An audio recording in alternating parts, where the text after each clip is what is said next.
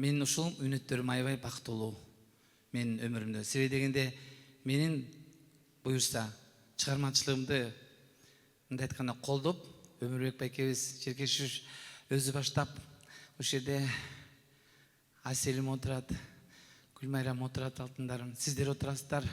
Артында мени колдоп келген Назирам, Каныкейим, өзүмдүн күйөө балам бул жерде, Жонатан, Чезде. Анан сиздер турганда мен азыркы мүнөттөр мен үчүн өтө бийик. Чоң рахмат. Азыр болсо ушул жаңырларымды тартуулай баштайын. Эмесе Көк асман. Аман болуңуздар, чоң рахмат. Көк асман.